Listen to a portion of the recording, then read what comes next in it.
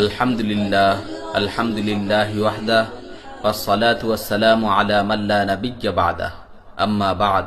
প্রিয় উপস্থিতি, আমাদের ইতিহাস গৌরবোজ্জ্বল ইতিহাস, আমাদের ইতিহাস বিজয়ের ইতিহাস। আমরা পুরো মুসলিম উম্মাহ ছিলাম এক অভিন্ন জাতি, অভিন্ন ভূখণ্ডের মাঝেই আমরা ঐক্যবদ্ধ ছিলাম। আমরা কখনোই ভিন্ন ভিন্ন দেশ পরিচয়ে বিভক্ত ছিলাম না। আমাদের পতাকার মাঝেও কোনো ভিন্নতা ছিল না। আমাদের ছিল এক পতাকা।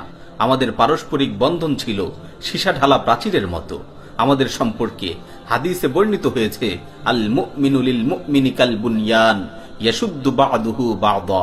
এক মুমিন অপর মুমিনের জন্য প্রাচীরের মতো, যার এক অংশ অপর অংশকে শক্তিশালী করে। আমাদের কেউ নির্যাতিত হলে আমরা সকলেই একসাথে শত্রুর উপর ঝাঁপিয়ে পড়তাম। আমাদের একজনের জখমে আমরা সকলেই জর্জরিত হতাম, একজনের ব্যথায় সবাই ব্যথিত হতাম।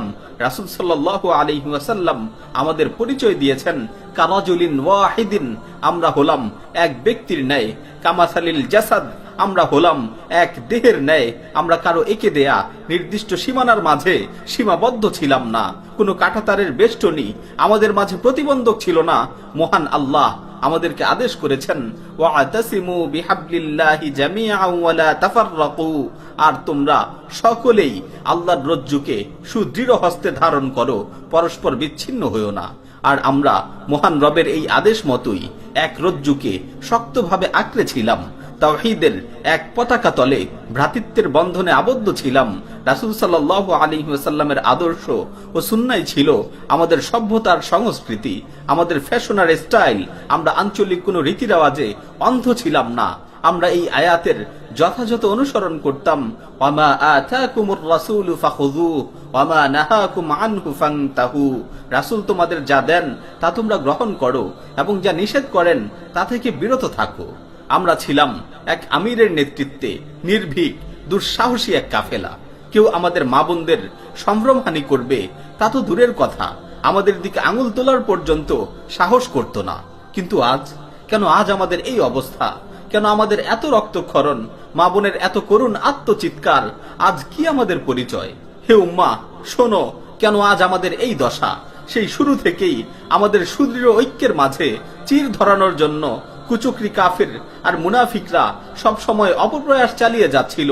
ধীরে ধীরে তারা নানা অপকৌশল চালিয়ে আমাদের সর্বশেষ ঐক্যের নিশান খিলাফতে উসমানিয়াকে ধ্বংস করে ফেলল।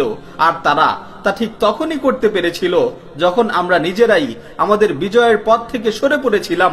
দুনিয়ার মোহে আচ্ছন্ন হয়ে নিজেদের অস্তিত্বই নিজেরা ভুলে গিয়েছিলাম। এরপর এই উম্মাহকে তারা একে একে 57টি রাষ্ট্রে পরিণত করলো। কুচক্রী কাফিরেরা শুধু আমাদের পৃথক করেই ক্ষান্ত হয়নি, তারা আমাদের পরস্পরের মধ্যে বিভিন্ন আয়তনের সীমানা এঁকে দিল। আমাদেরকে 57টি ভিন্ন ভিন্ন নামে অভিহিত করলো। আমরা হয়ে পড়লাম কেউ মিশরি, কেউ লেবাননি, কেউ পাকিস্তানি, কেউ বাংলাদেশি।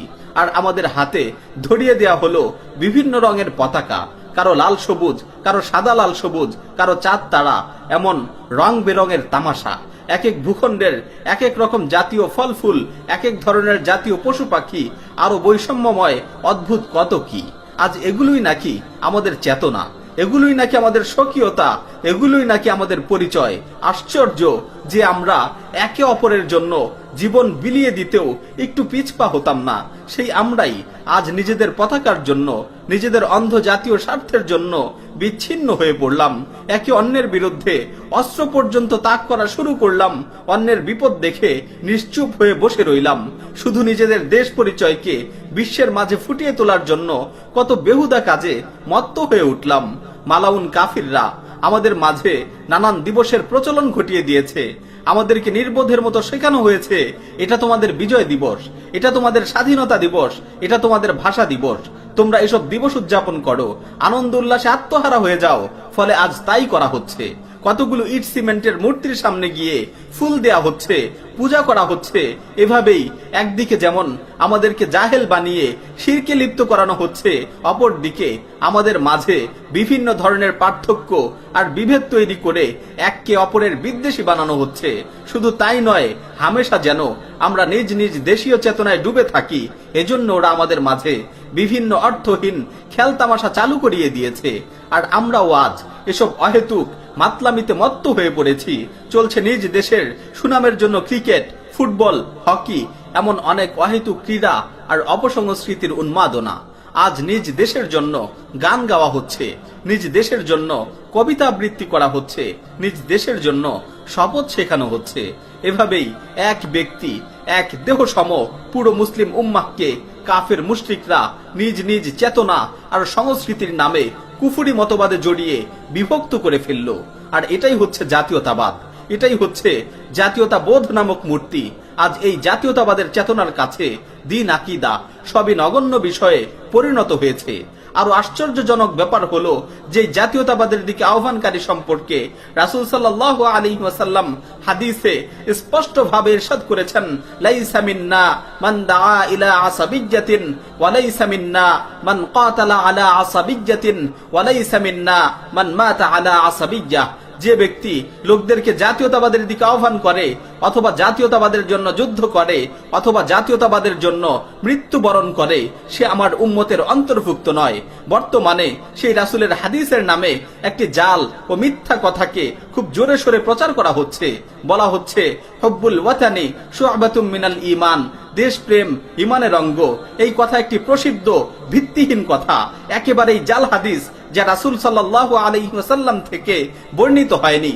অজ্ঞ জাতীয়তাবাদ পূজারীরাই এই ভিত্তিহীন কথার প্রচার করে চলছে।